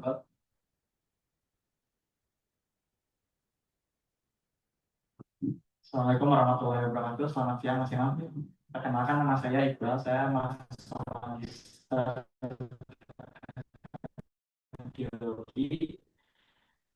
Pertanyaan saya itu, saya tertarik dengan write-up-nya Mas yang kebetulan title di depan ini. Tadi kan Mas Imam menjelaskan bahwa misalkan write-up ini dia sangat bawah Mas untuk iya, sangat stabil ini ya di bawah. Nah, terkait dengan itu, dengan diri Mas, berarti apakah harus mencari dengan unsur yang nilainya lebih bawah lagi, atau memang itu dimainkan di suhunya itu Mas? Bagus sekali pertanyaannya Mas. Tadi kan makanya coba bagus sekali, yuk kita sekarang challenge ya. Kalau SiO2 untuk ngehasilin Si, berarti harus dikasih reagen yang di bawahnya kan itu Kak. Kasih aja TI, nanti oksigen pindah ke TI jadi TiO2. Karena TiO2 lebih stabil. Ingat, tadi kan lebih stabil. TiO2 lebih stabil dari SiO2. Tapi rare earth, ada nggak di bawahnya? Siapa yang akan mencuri oksigennya? Susah kan? Nah itulah kenapa rare earth belum bisa diekstrak sampai abad kesekian. Kalau emas mah di atas udah pasti nggak stabil ya. Cu atas gamma yang pecah. Bagaimana solusinya? Betul, mainin suhu boleh. Coba kalau kita lihat zoom out ini, ternyata ada yang bernama lantanu itu di atasnya CaO. Jadi kita bisa pakai Ca sebenarnya, tapi kan suhunya harus tinggi banget dan lain sebagainya. Dan itu pun hanya logam mungkin lantanu. Gimana caranya? Kita pecah si red oksida ini, nggak pakai reagen. Pakai apa? Memecah suatu mineral tanpa menggunakan reagen, pakai energi listrik, namanya elektrolisis. Jadi sama, namanya lisis, pecah. Jadi pada prinsipnya kita bisa memecah semua batuan, kita bisa pecah pakai energi listrik. Jadi prosesnya mayoritas. Kalau Mas ngasih ke aku monoxide atau oksida ini, nanti aku elektrolisis. Dipecah berarti pakai energi listrik. Sehingga biasanya prosesnya pada umumnya adalah elektrolisis. Ada nggak logam yang pakai elektrolisis? Ada. Coba lihat aluminium. Al2O3 ini kalau ingin ngilangin oksigennya, berarti kan pilihannya kan pakai Mg atau Ca, Mas ya, iya atau enggak? Dikasih logam Mg, dikasih logam Ca, dia akan pindah oksigennya karena di bawahnya. Tapi gimana bikin Mg dan Ca-nya kan itu? Ya udah, oleh karena itu logam aluminium di Indonesia, kalau teman-teman ke Sumatera itu ada PT Inalum. Di sana ada Danau Toba, ada pembangkit listrik. Waduh, apa sih gura-gura apa namanya? Pokoknya dari Danau Toba itu ada PLTA, listriknya dipakai oleh PT Inalum untuk memecah melisis Al2O3 jadi Al. Dan prinsip yang sama dipakai untuk ekstraksi rare earth. Jadi harusnya Indonesia bisa, mau kita udah punya ada contohnya ini ya, Inalum dia bisa melisis Al2O3, harusnya ini kita kalau banyak cadangannya pakai prinsip yang sama, kita bisa melisis Re oksida. Kejam. Bagus banget ya. Udah itu dari anak metalurgi. Iya. Oke, terima kasih Pak Imam atas jawabannya. Kita masih ada waktu sedikit lagi untuk pertanyaan. Selanjutnya ada yang ingin bertanya lagi atau berdiskusi dengan Pak Imam dari Zoom meeting atau yang berada di ruang ini? Belum ada? Kita akan oke. Nah, lanjut diskusi dengan Pak Asri. Maaf ini. Iya. Mau di sini ya. Saya Ya, soalnya saya melakukan eksperimen jadi kayak sangat relate dan sangat kayak nemu temen gitu, oh ternyata yang belajar hal-hal gitu tuh di metalurgi gitu. Iya. Ya, dan ini menarik ya, irisan geologi dan metalurgi, karena itu jadi sebagai geologis jadi tahu, oh ternyata yang saya cari tidak cuma batu, maksudnya batu yang saya dapat itu tahu di mana endingnya gitu. Memang diekstrak. Iya, diekstrak. Iya. Iya, dan itu hal yang keren. Saya ada beberapa pertanyaan, sebenarnya ada beberapa pertanyaan trivia juga sih. Lebih ke pertama ke ekstraksi itu yang paling ramah lingkungan sebenarnya ekstraksi apa sih? Apakah emas gitu? Karena tadi paling mudah kan pertanyaannya. Terus sama saya penasaran juga jurusan metalurgi di Indonesia kan sudah banyak ya. Padahal sepertinya yang dibutuhkan ahli metalurgi yang dibutuhkan tuh banyak gitu. Jadi selama ini di backup oleh siapa atau emang sejauh ini cukup aja gitu. Awalnya emang tidak banyak ITB dan ITS, tapi sekarang banyak sekali. UNU mau buka teknik metalurgi, bahkan Untirta ketika kami hanya menerima 80, Untirta mau menerima 300 metalurgi doang. UI sudah ada juga, jadi UI metalurgi. Jadi sekarang udah banyak menjamur, Bu. Jadi banyak sekarang ini. Karena kan sekarang kan kita nggak boleh ekspor batu kan, nggak boleh, dulu kan jual Biji nikel masih boleh, jual biji tembaga, apa konten masih besar kan jual bauxite nggak apa. Jadi perlu ahli ekstraksi. Makanya sekarang demandnya tinggi di SNMPTN kalau nggak salah kita peringkat nomor 1 ya di ITB peminatnya ketika SNMPTN paling besar. Di kampus lain sebenarnya juga pada buka. Jadi sebenarnya udah banyak sudah mulai banyak buka di mana ada teknologi. Saya kemarin diminta rektor UNU juga membantu pembukaan prodi teknologi di UNU Jogja dan seterusnya.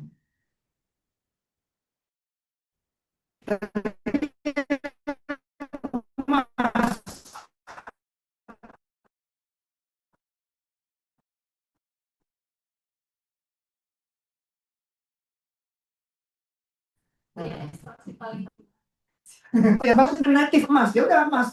Tapi ini masalah adalah si emas ini rendah banget kadarnya bercampur dengan mineral lain, iya nggak Bu? Berarti tugas kita adalah bagaimana membuang si motor tadi itu. Bayangin ibu punya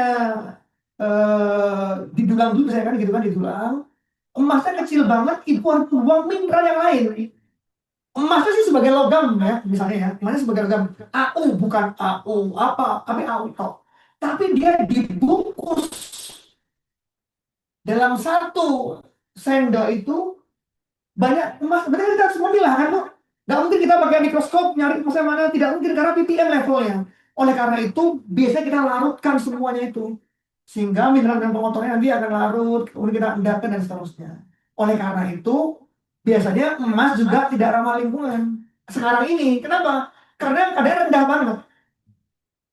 Maksudnya pakai cyanida biasanya kalau pernah lihat pakai cyanida. Karena kadarnya rendah banget. Kalau cuma Fir'aun ya ramah lingkungan karena udah emasnya kadar tinggi mungkin ya kan emas dia harus sebagai emas dia kuning nih. Ada batu emas dapet tapi sekarang kayak gitu nggak ada. Sekarang emasnya levelnya ppm yang bercampur dengan pengotor lain. Kita tidak mungkin pakai mikroskop. Ya udah kita biasanya semuanya kita reaksikan dibuanglah pengotornya kayak gitu Bu. Jadi bisa dibuat ramah lingkungan tapi biasanya perlu banyak reagen. Itu penyebabnya karena kadarnya sangat rendah walaupun di alam dalam bentuk emas gitu loh karena dia kan tidak suka dengan atom lain gitu. Oke, kita menjawab jelasin. Siap. Kita punya dua pertanyaan terakhir nih Pak Imam nih pada semangat yang ada di Zoom. Dan ini cukup menarik nih dari Alan Abil Hartono Putra. Saya mau bertanya saat ini saya masih SMA dan sangat tertarik pada metalurgi. Nah ini calon mahasiswa teknik metalurgi ITB nih Pak Imam. Jelaskan bagaimana diagram pH Purbait digunakan untuk menentukan kondisi stabilitas logam dalam larutan. Oke. Mungkin Google Mas diagram Purbait. Jadi teman-teman software tadi, jadi geologi juga teman-teman ini diagram Purbait itu juga diagramnya orang geologi anyway, yang bisa di-create dari persamaan termodinamik. Coba pakai Google Mas, pakai Google aja. Oh langsung, nggak ada di slide. Coba pakai.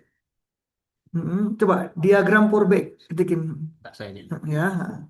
Terakhir ya, diagram Purbait.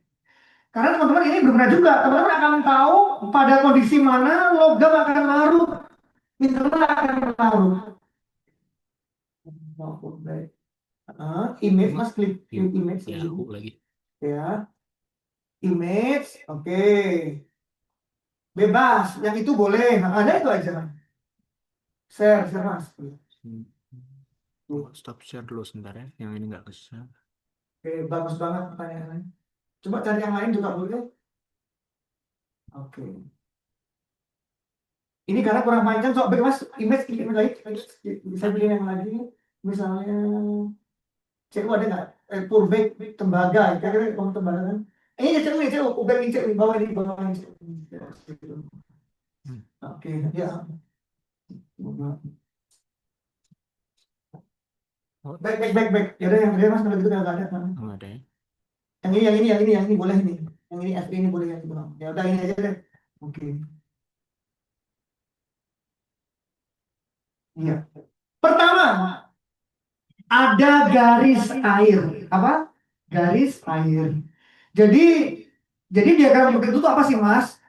Sumbu X-nya adalah pH, sumbu Y-nya adalah sebenarnya gives energi. Tapi gives energi saya ubah jadi volt. Ternyata si besi ini pada berbagai macam pH wujudnya macam-macam. Ada Fe3+, ada Fe ya besi. Ada juga Fe berikutnya dengan oksigen. Jadi kita tahu dari peta ini pada kondisi apa besi akan larut sebagai Fe3+, besi akan tetap sebagai metal, dan besi akan sebagai Fe3O4. Gitu kan? Contoh, pH-nya tinggi, asam banget tanahnya. Berarti kalau asam itu pH-nya ya 8 sampai 16, ya atau enggak? Berarti besi bisa sebagai apa kalau di sini? Sebagai FeOOH, sebagai Fe3O4. Ada air nggak di sana? Ingat, air itu stabilnya di antara garis merah dan kuning misalnya ya. Oh, kalau gitu, kalau di antara garis merah dan kuning ini, besi itu mungkinnya sebagai FeOH 2 kali atau Fe3O4. Seperti itu. Fe3O4 nanti dia bisa juga berkaitan dengan oksida air gitu ya. Misalkan pH tinggi itu basah ya, ini basah ya, Kalau asam, ya. Asam berarti pH-nya berapa? Di bawah 7 kan? Contoh pH-nya 1 ya. Asam dan ada air. Oh, berarti air antara ini pasti besi sebagai Fe2+. Berarti pada kondisi asam dan ada air, tidak mungkin besi itu wujudnya besi padat. Dia pasti sebagai Fe2+. Ingat tadi kan, misalnya di sini ini pH-nya 2 nih, tarik ke atas. Air antara kuning dan merah. Oh, sebagai Fe2+. Berarti tidak mungkin besi itu berada dalam mineral, tidak mungkin. Dia akan larut sebagai Fe2+. Dia akan terlincing namanya, terlindih menjadi Fe3+ atau larut. Kayak gitu. Jadi ini adalah diagram. Diagram ini dibuat dari, ini juga berguna oleh teman-teman geologi juga. Karena dia hanya dengan lihat diagram akan tahu ini kira-kira Cu jadi apa, Fe jadi apa. Tadi masih SMA sudah sangat ini ya, udah keren pertanyaannya. Jadi ini adalah contoh diagram yang bisa di-create dan berguna untuk anak-anak metalurgi dan juga anak-anak geologi. Kapan dia sebagai, ini namanya gutit ya, apa namanya ini? FeOH2 kali ini. Oh mas, gutit namanya. Gutit kan? Iya, berarti gutit ini hanya ada pada pH yang basah gitu sebenarnya. Kalau tanahnya basah di atas 7 mah gutit relatif stabil. Misalnya ya, gutit gitu-gitu. Tapi kalau pH di bawah 7, gutit akan nggak stabil, dia akan pecah. Jadi F ini akan jadi larut di dalam air, jadi misalnya F3 jadi gitu misalnya. Jadi banyak sekali yang bisa kita ceritakan dari diagram-diagram termodinamik yang dibuat dari Sogan tadi. Oke. Waktu sudah habis. Iya. Waktunya Satu satu lagi ya, ini terakhir nih Pak ya. Di, Bayangin ya, anak metalurgi ngajar ke geologi yang ini jadi kayak karbon ngajarnya. Mungkin teman-teman lihatnya kalau di IG sangat gitu-gitu kan. Memang itulah. Jadi dosen itu gak gampang karena dia harus menceritakan hal yang sangat saintifik tapi mudah dipahami itu susah banget. Oke, Pak. Nah, ini pertanyaan terakhir dari Iya. Ulul Albab, seorang mahasiswa kimia murni. Pertanyaannya, apakah ada kemungkinan terbentuknya pengotor jika ada, tunggu, sorry. Maksudnya gimana, pertanyaan saya, dalam proses ini, apakah ada kemungkinan terbentuknya pengotor, jika ada, bagaimana cara meminimalisirnya? Dan apakah memerlukan katalis untuk proses ekstraksinya, dan bagaimana sih cara memilih katalis yang tepat untuk prosesnya? Namanya pengotor selalu ada. Karena by default batuan itu nggak satu zat gitu loh. Jadi batuan itu kan isinya elemennya kan mungkin puluhan, mineralnya juga. Jadi udah pasti pengotor pasti ada. Misalkan kita punya batu yang kita ambil dari tanah departemen kita, itu ada Al2O3, ada Fe2O3, ada SiO2. Jadi tidak ada, hampir mustahil gitu ya. Jarang banget saat ini kalau itu hanya satu. Kalau kita menggali tanah atau menambang itu hanya satu zat itu tidak mungkin. Bahkan mineral pun itu kan banyak elemen. Walaupun kamu menemukan murni Chalcopyrite, murni magnetite. Berarti kalian punya batu magnetite Fe3O4 murni. Berarti ya cuma ada Fe3O4. Kita ngambil besi, maka oksigen itu pemotornya. Jadi hampir kalau kita sebagai seorang metalurgi ingin ngambil logam, itu sudah pasti ada pemotornya. Nah, katalis itu adalah seperti kan kita namanya kan untuk mengambil logam pakai reaksi kimia, pakai reagen. Katalis fungsinya mempercepat reaksi kimia. Nah, bagaimana mencari katalis yang cocok? Ya, kita harus percobaan di lab. Percobaan di lab kita coba, misalkan katalis nikel itu dipakai untuk di pabrik pemurnian tembaga, dipakai di pabrik besi untuk proses cracking dan lain sebagainya. Jadi kita harus mentes katalis itu di lab, gitu. Jadi kita tes, kita nggak bisa meraba-raba kalau katalis, kita harus mentes efisiensinya seperti apa. Mungkin itu bisa menjawab. Oke, baik. Terima kasih Pak Imam atas jawabannya. Mungkin untuk sesi tanya jawab sudah berakhir ya Pak ya. Kita sudah habis waktu. Sekali lagi ya. Terakhir ya Pak. Untuk Siapa? Terhormat saya ditanya. silakan Pak. Terima kasih. Saya Christian Nurdi Tabri, Baik, Pak. sudah 10 tahun lalu pensiun. Siapa? Saya mengajar meneruskan dari ilmunya Pak Kusuma Dinata Oke, eksplorasi mineral. oke. Ya. Jadi saya sangat senang sekali bisa kolaborasi antara tambang dan ini. Kenapa, Pak? Saya waktu membimbing mahasiswa itu misalnya eksplorasi batu bara. Sasaran Pak Kris, ini ada batu gamping, ada silika, petakan semua. Kamu petakan semua. Kenapa Pak Kris? Kan kita fokusnya batu bara. Kalau ada batu bara, berarti ada pasir kuarsa, ada mapal dan sebagainya. Nah, petakan penyebarannya kemana? Nah, ujungnya adalah kenapa kamu konsentrasi ke batu bara, tapi nanti itu bisa untuk semen. Kemudian sekarang berdiri adalah Kobek Sindo Semen di Kutai Timur. Kemudian PT Skilo, mahasiswa di Indonesia, petakan semua. Ya. Karena pemilik perusahaannya adalah junior saya SMA, langsung. Kenapa? Karena kerangka fosil masih impor terus. Petakan, Fe-nya tinggi. Cuma waktu itu ada masalah mau bikin smelter, power plant-nya yang masalah. Itu grup besar ya. Terus terakhir saya ngajar di Gorontalo juga, Pak, saya senang ke nikel. Tapi waktu kita mapping, waktu itu kan ada TAA, TAB. TAA itu ke lapangan, TAB evaluasi. Nikelnya ini kadarnya rendah. Petakan semua. Walaupun kadarnya adalah rendah. Kenapa Pak? Nanti kamu lihat, kita diskusi dengan tambang. Nah ini yang Mas Imam sampaikan sangat biasa, ya kan? Karena kita tahu mineral ikutan nikel yang kadar rendah tadi sekarang dimanfaatkan. Jadi ini luar biasa Anda kolaborasi. Ini mahasiswa geologi banyak, misalnya di sini itu perlu belajar saling Melengkapi sama lain. Itu aja komentar saya. Terima kasih Pak. Terima kasih Pak Kris, betul banget. Kami itu metalurgi bergerak berdasarkan informasi dari teman-teman geologi. Saya waktu itu diskusi dengan Pak siapa yang kantornya di bawah Devenjum. Ada Pak Jamur, ada Pak Rozi,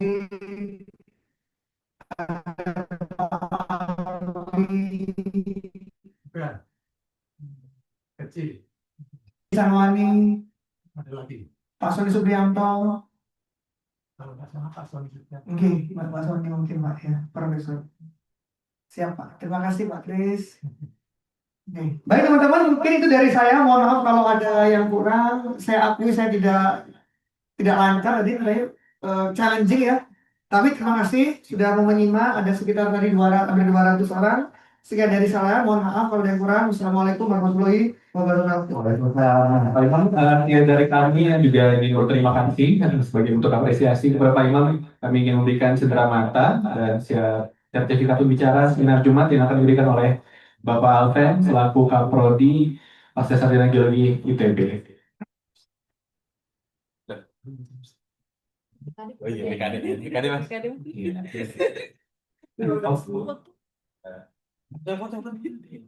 HP aja, pakai HP saya boleh. Ini sebentar mas. Biar sama Mas Ilham langsung di-posting masalahnya. Iya. Yang masih bang 17 Pro. Silakan kamera. Siap-siap followers Mas Alvin nambah. Oke. Ibunya udah. Itu harus sama yang baru ada di sini. Sekarang cenderamata-nya, ini ada cenderamata dari Teknik Geologi. Oh.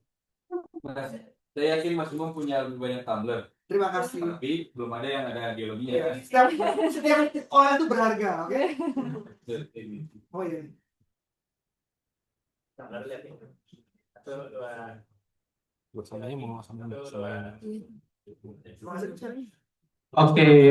Oke, tepuk tangan dulu untuk Pak Imam, teman-teman sekalian. Boleh kita foto bersama sebelum kita mengakhiri seminar Jumatnya. Boleh teman-teman yang berada di ruang kami ke depan, kita semua foto bersama dengan seluruh peserta di Zoom meeting juga. Yang di Zoom meeting boleh open kameranya, foto bersama. Ini ada yang autentik nih maksudnya. Menang lomba-lomba dan sebagainya. Oke, silakan berdiri di depan sini menghadap ke kamera sana. Ayo teman-teman. Saya juga besok mau upload konten geologi. Jadi ada anak namanya Afan yang saya jemput yang viral banget itu konten geologi. Ibunya dia kelas 9.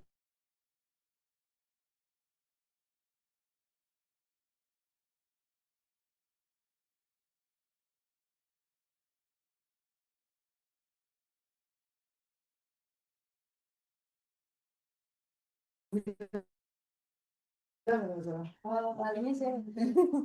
Saya